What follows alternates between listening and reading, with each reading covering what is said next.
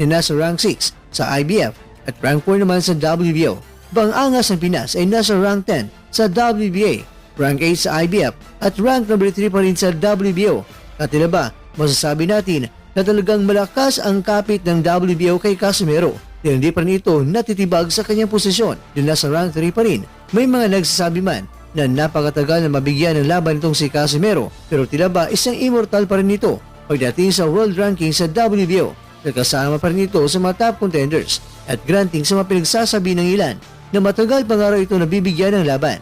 Paano na kaya kung sunod-sunod na ang kanyang mga laban kakwento? Sa Bantamweight Division naman, alam nyo ba mga kakwento, ang ating kaubayan na si Sultan ay nasa rank 6 pa ito sa WBO sa Bantamweight World Rankings. Pero bad news na naging panandalian lamang ito dahil pagkatapos na pinagulong siya ng kalaban niyang Hapon na si Rico Masoda sa round 1, ang naging resulta nito ay nabura ang kanyang pangalan sa WBO